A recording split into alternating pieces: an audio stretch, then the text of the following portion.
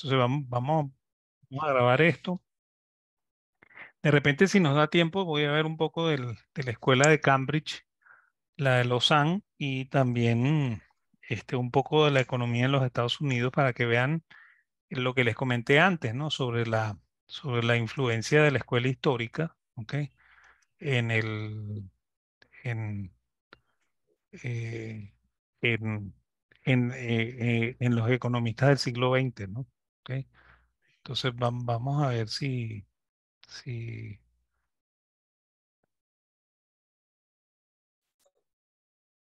le damos a esto, ¿no? Ok, fíjense, se saltó una de las mismas. Ok, fíjense, el primer intento de tratar de hacer algo con matemáticas en economía, ok, bueno, ojo que no es tampoco el primer intento, ¿no?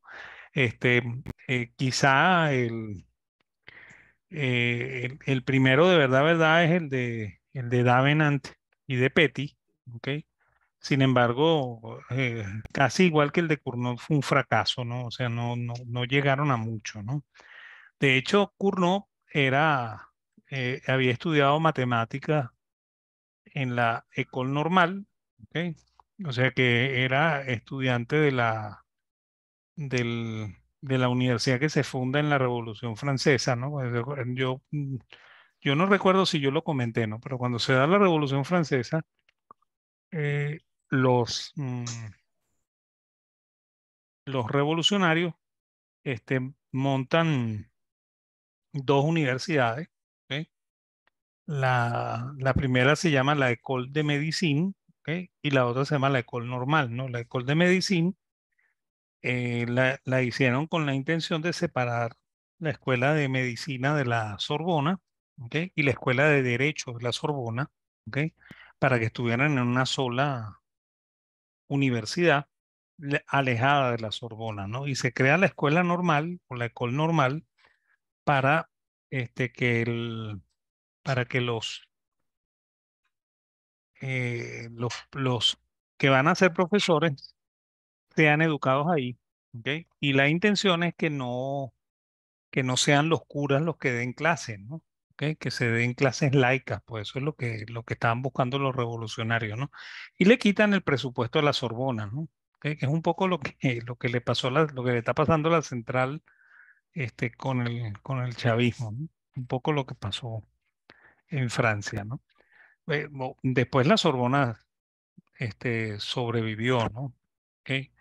Y bueno, y después también, más adelante, Napoleón también crea una universidad que se llama la École Polytechnique, y de ahí viene otro grupo también que trata de meterle la matemática a la economía, ¿no? O sea que hay varias personas tratando de hacerlo, ¿no? De hecho, Cournot, ustedes lo debieron haber estudiado cuando vieron micro, ¿ok? Cuando se estudian los mercados en la parte del oligopolio, se estudia el modelo de Cournot, ¿ok? Que en realidad es una sofisticación del modelo o del ejercicio que él hizo eh, en, en su trabajo, ¿ok? Porque él trató de aplicarle los principios matemáticos a la economía, ¿ok? Y de hecho el trabajo de él se llama así, ¿no?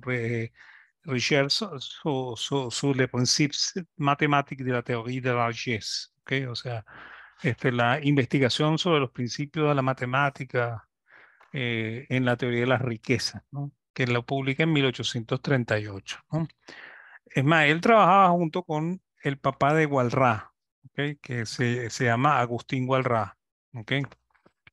Ambos eran profesores de matemáticas, no eran economistas, ¿no? Y bueno, y él es el primero que aplica de verdad cálculo diferencial en la teoría económica, ¿ok? Sin embargo, el trabajo de él no es, ¿cómo se llama? No es un trabajo muy profundo porque nunca llegó a graficar este, una función de costos, ¿no? O sea, nunca llegó a determinar la función de costos, ¿ok? De hecho, él es el primero que grafica una función de demanda, ¿ok? Suponiendo solamente la relación entre precios y cantidades, ¿no? Y manteniendo todo lo demás constante. O sea que es muy parecido a lo que uno aprende en micro, ¿ok? Lo que hizo Cournot, ¿no? Y aplica los conceptos de maximización con el uso de derivadas, ¿no? no usa nunca el término marginal porque el término marginal no existe, ¿ok? Y él trata de estudiar los casos de monopolio y oligopolio, ¿ok?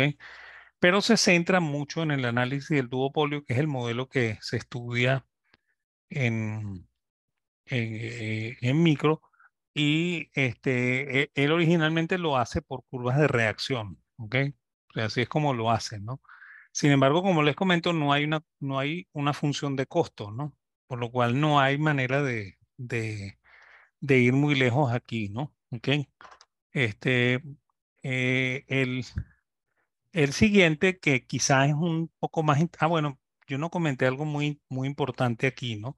Cournot creía que el valor, ¿ok? Estaba determinado por la escasez, ¿ok? Y de hecho, el siguiente personaje, que es Dupuis, ¿ok? Él cree que el valor está determinado por la utilidad, ¿ok? Y bueno, en, de una manera muy cínica, ¿ok? Tanto Cournot como Walras padre, ¿ok? Se burlaban de Dupuis porque Dupuis le asignaba un valor a la utilidad, ¿ok? Y ellos decían que la utilidad no tenía nada que ver en la valoración, que la valoración se daba por la escasez del bien en el mercado, ¿no? Y más nada, ¿no? Entonces, Dupuis es el personaje que mete el término utilidad, no el término escasez, sino el término utilidad, ¿ok? Él fue profesor en la École Polytechnique, que era la escuela de ingeniería que creó Napoleón cuando el imperio, ¿ok? Y, y Dupuis es el primero que hace un estudio de la demanda como una función generada a partir de las utilidades, ¿no?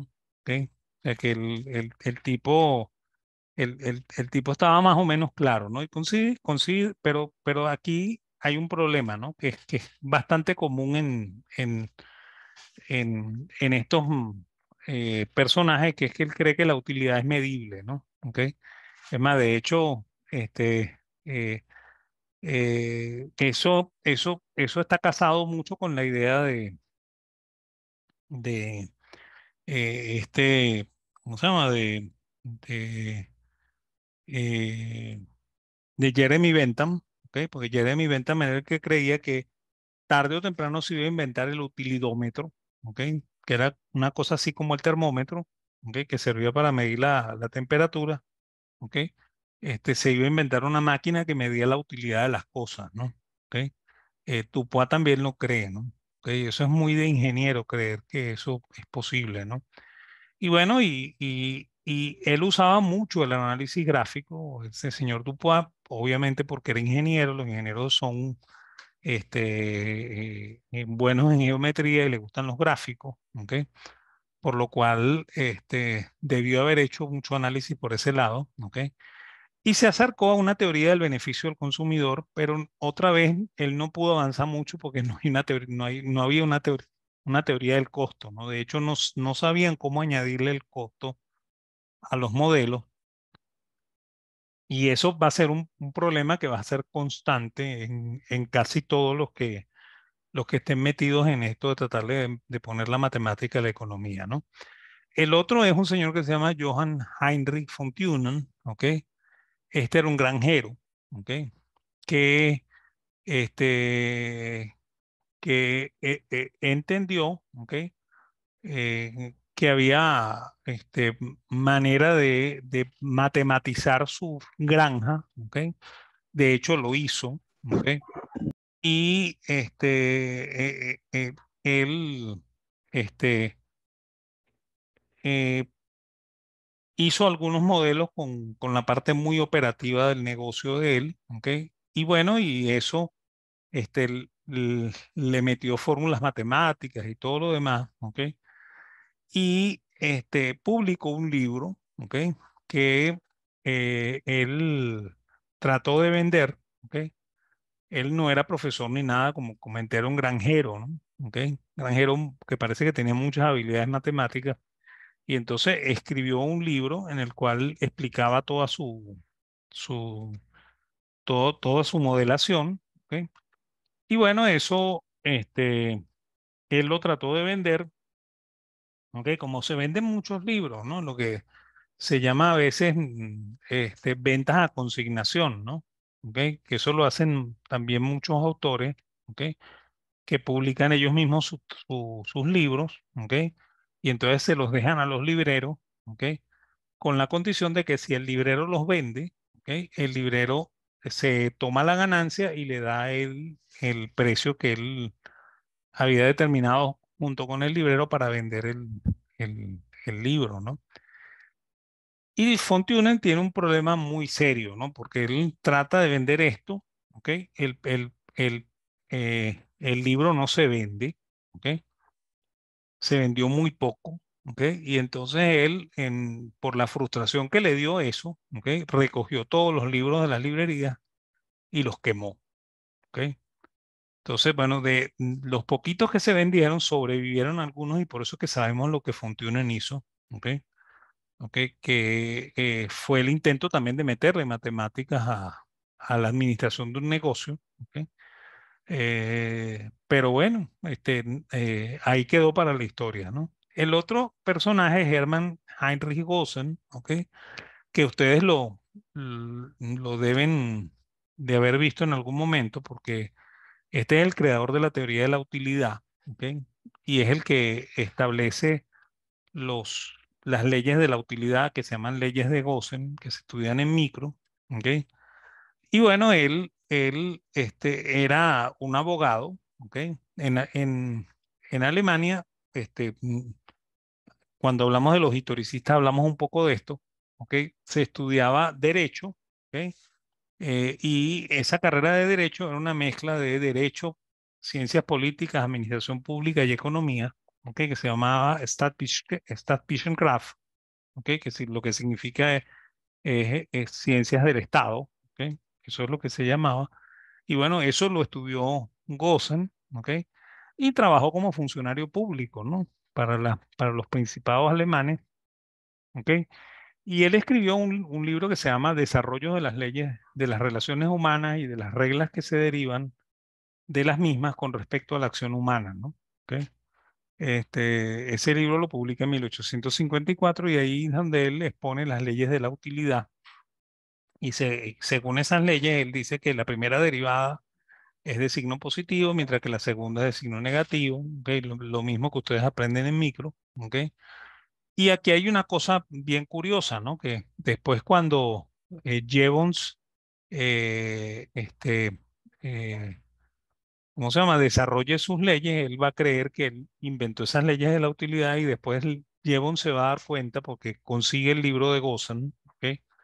Que eso no lo inventó él, ¿no? Y entonces Jevons es lo suficientemente, eh, ¿cómo podemos decirlo? Suficientemente académicamente serio, que él reconoce que quien inventó esto es Gossen y por eso que ustedes llaman a las leyes leyes de Gossen y no leyes de Jevons, ¿ok? De hecho, el primero de los marginalistas es él, ¿no? William Stanley Jevons, ¿ok? Que es un británico, ¿ok? Que nace en 1835 y muere en 1882, o sea que vivió muy poco, ¿ok? Y él estudió en el University College de Londres, ¿ok? Empezó estudiando ingeniería, ¿ok? Ojo que en este momento el título no se llama ingeniero, ¿ok? Lo mismo pasa en Venezuela, ¿ok? En Venezuela hasta los primeros años del siglo XX el título era doctor en ciencias físicas y matemáticas, ¿no? ¿Ok? Y luego el, el, el, el egresado de la Escuela de Ciencias Físicas y Matemáticas iba al Colegio de Ingenieros de Venezuela y en el Colegio de Ingenieros de Venezuela presentaba sus recaudos de un examen, ¿ok? Y el colegio le asignaba un número del colegio, ¿ok? Que él normalmente colocaba en sus trabajos que hacía, ¿ok? Porque el colegio lo autorizaba para actuar como ingeniero, ¿ok? Aunque el título original era de doctor en ciencias físicas y matemáticas, ¿no? Y algo parecido pasaba también con los abogados, ¿no? De hecho, por eso es que entre los ingenieros en Venezuela hay esa costumbre de poner C y B tal cosa, ¿no? O sea, Colegio de Ingenieros de Venezuela, número tal, ¿ok? Para ¿cómo se llama? Para firmar sus documentos, pues, ¿ok? Lo mismo hacen los abogados, ¿no? Los abogados ponen impreabogado número tal, ¿no? ¿Ok? Que es el número de inscripción en el colegio de abogados, ¿no? ¿Ok? En el caso de los abogados la cosa era un poquito distinta, ¿ok? En el caso venezolano, pues el abogado se graduaba y después iba a un juzgado de la competencia, ¿ok? O sea, si él era abogado civil, ¿ok? Entonces él iba a un juzgado civil y pedía permiso para ejercer como abogado, ¿ok? Si era mercantil, entonces iba a un juzgado mercantil y el juzgado mercantil lo autorizaba para que él actuara como abogado mercantil, ¿ok? Por lo cual el título de la central era doctor en ciencias políticas y jurídicas, ¿ok? Pero el juzgado ¿cómo se llama? Lo validaba para trabajar como en determinada especialidad, ¿no? ¿Ok? Que era la que él quería ejercer, pues, ¿ok? O la que él se sentía capacitado para ejercer, ¿ok? Entonces, bueno, en este momento en el University College no se dan títulos de ingeniero, él estaba estudiando ciencias, ¿ok? Eh, y bueno, y parece que tenía mucha habilidad con la química, ¿ok? Y por esa razón, cuando quiebra a su padre, que sí era ingeniero, ¿ok? También probablemente estudió en la universidad o probablemente era un autodidacta, porque había muchos ingenieros autodidactas a finales del siglo XVIII y principios del siglo XX, del siglo XIX, ¿ok? Por ejemplo, Batts, el que inventa la máquina de vapor, era un ingeniero autodidacta, ¿no? Que era un mecánico, ¿ok? Que sabía arreglar máquinas, ¿ok? Y bueno, y por esa razón se le llamaba ingeniero, ¿no? ¿Ok? Se le llamaba ingeniero además porque era inventor, ¿no? Porque inventaba máquinas, ¿no? ¿Ok? Entonces, bueno, pero no había estudiado en una universidad, sino que era un mecánico, ¿no? ¿Ok? Y bueno, en este caso probablemente el papá de Jevons haya sido uno de estos ingenieros autodidactas que tenía una fábrica, ¿ok? Y esa fábrica quebró, ¿ok? En medio de la revolución industrial, ¿no? Por lo cual es posible quebrar en la revolución industrial, ¿no? O sea, eso no era garantía de que todos los empresarios se volvieran millonarios, ¿no? ¿Ok? Bueno, cuando quiebra el padre, obviamente la familia entra en crisis, ¿ok? Y bueno, y Jevons no puede seguir estudiando, ¿ok? Entonces el profesor de química que parece que le tenía mucho aprecio a Jevons, ¿ok? Le dio la recomendación de que se fuera a trabajar a Sydney, en Australia, porque ahí se estaban montando unas secas, ¿ok? Unas casas de moneda, ¿ok? Que se llaman, en castellano se llama seca, ¿ok? Y bueno, él, él le sugirió que se fuera a trabajar allá en Sydney, le dio una carta de recomendación y él se fue a Sydney, ¿ok? Y ahí pasó 5 años trabajando y ahí fue donde él adquirió interés por los asuntos económicos o que él no era solamente economista, ¿no? ¿Ok? Porque después él regresa a Inglaterra, se vuelve a inscribir en el University College, ¿ok? Y esta vez se gradúa de matemático, ¿ok? De, este, o sea, tiene 3 títulos, ¿no? Matemáticas, lógica y filosofía, ¿ok? Y bueno, él va a hacer estudios de cosas muy variadas, ¿no? Su primer estudio es un estudio que se llama el problema del carbón, ¿ok? Porque para el año de 1860, ¿ok? Empieza a correr rumores de que el carbón se iba a agotar, ¿ok? Y eso iba a hacer que el mundo entrara en crisis, ¿ok? Al final, el carbón no se agotó, ¿ok? Y el carbón fue sustituido en su inmensa mayoría por derivados del petróleo, ¿no? ¿Ok? Hoy en día la gente piensa en que el petróleo va a ser sustituido, ¿ok? Por otras cosas y probablemente todavía no estamos preparados para la sustitución, pero la gente está anticipando ya que estamos sustituyéndonos, ¿ok?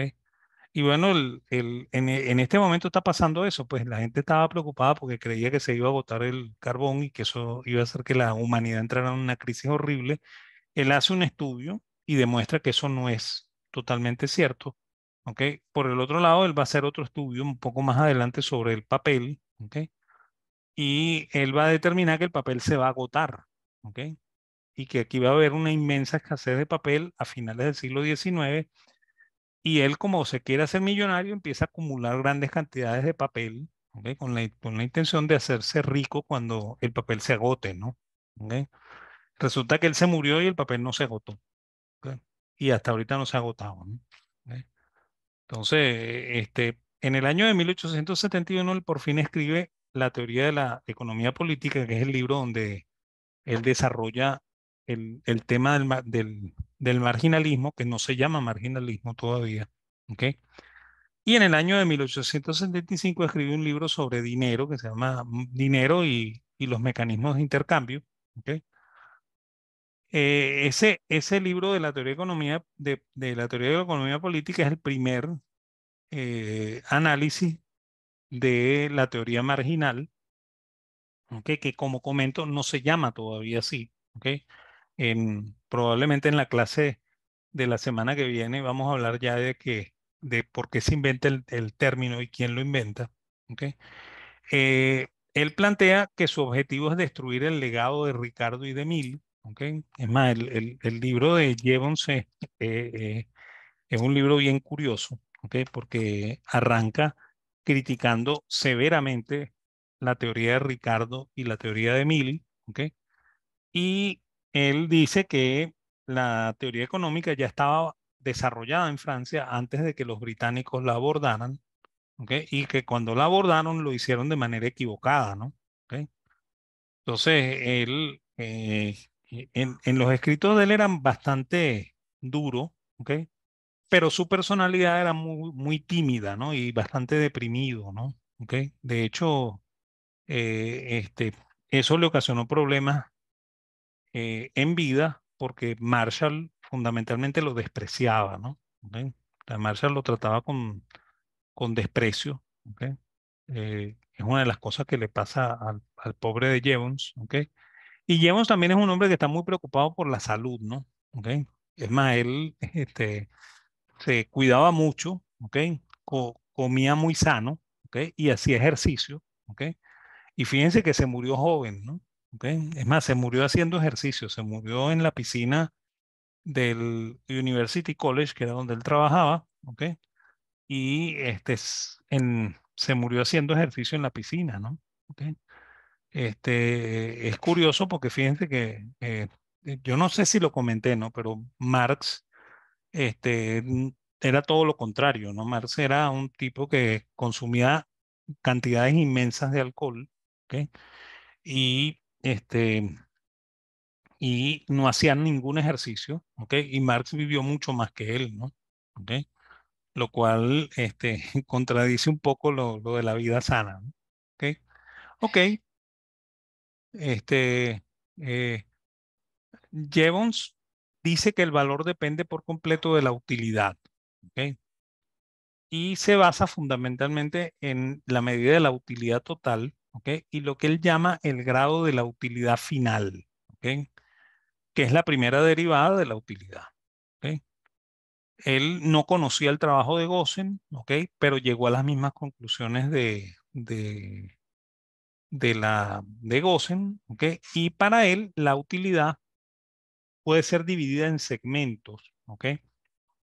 Hasta llegar a, a- a una, a una curva continua, ¿ok? Por lo cual se convierte en una curva discreta que puede ser derivada, ¿no? ¿Ok? Ya vamos a ver cómo lo veía, ¿no? Y él pensaba que, por ejemplo, si a alguien le quitaban la primera unidad de utilidad, que eso producía un intenso sufrimiento, ¿ok? Mientras que si le quitaban a uno la última, ¿ok?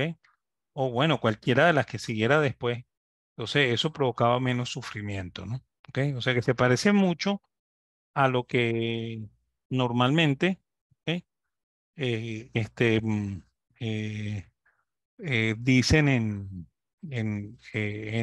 cuando enseñan la utilidad, ¿ok? Que es ¿cómo se llama? Que eso depende del placer, ¿no? ¿Ok? Eso lo vamos a tratar de revertir un poco cuando veamos los autoridad, ¿ok? Y demuestra que los intercambios se dan en condiciones de indiferencia, ¿no? O sea, en condiciones en las cuales los individuos cambian sus objetos porque tienen igual valor, ¿ok? Eso lo piensa Jevons, ¿no? ¿Ok? De hecho, él no llegó más adelante tampoco porque no tenía una teoría del costo, o sea, él nunca llegó a una teoría del costo, ¿ok? Por lo que nunca pudo llegar a una función de oferta, ¿ok?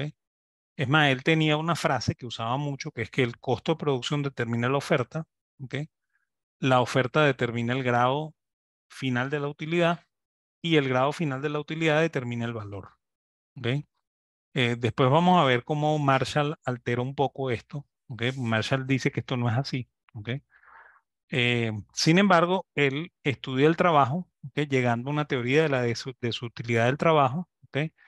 Basándose mucho en las propuestas que originalmente hace Bentham, ¿no? Y de hecho él, igual que Bentham, cree que van a inventar muy pronto el utilidómetro, por lo cual la utilidad puede ser perfectamente medible, ¿no?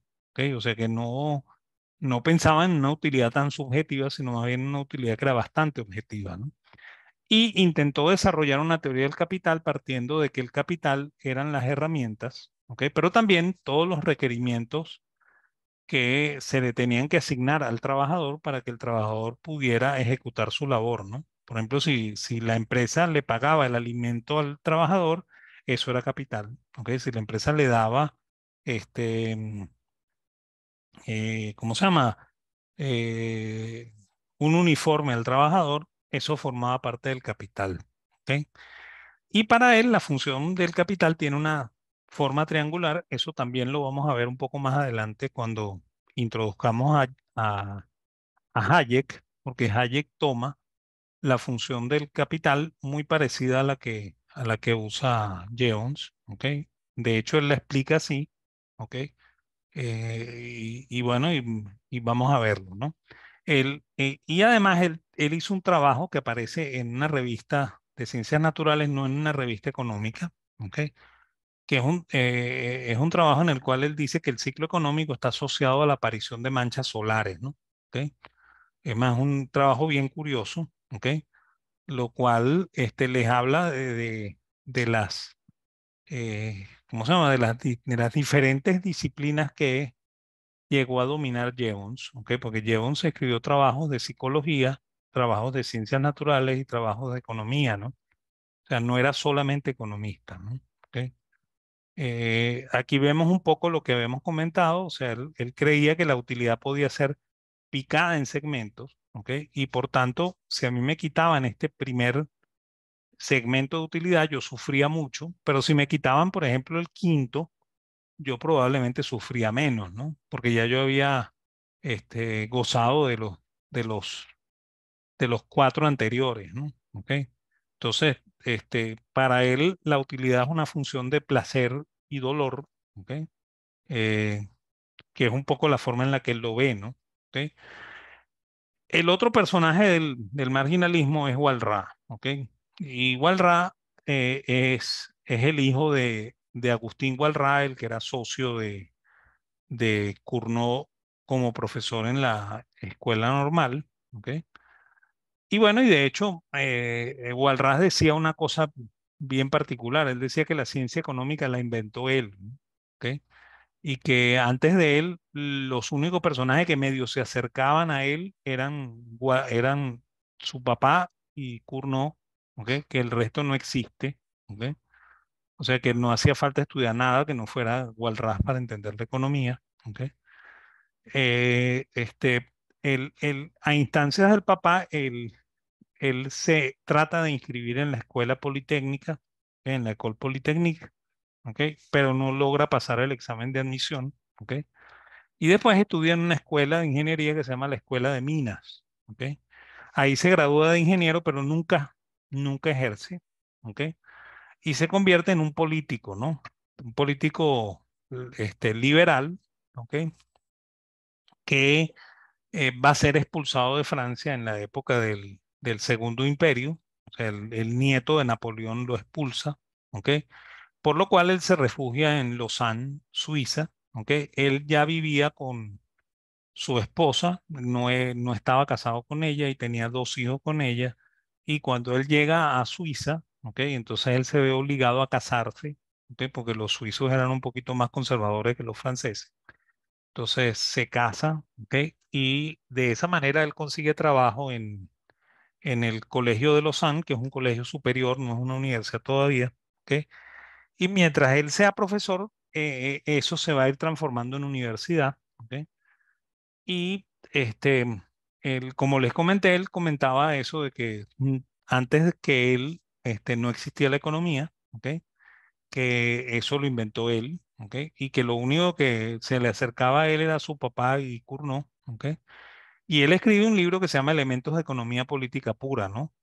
Se publica en el año 1874, por lo cual este es el último de los marginalistas, ¿ok? Bueno, el último de los tres, ¿ok?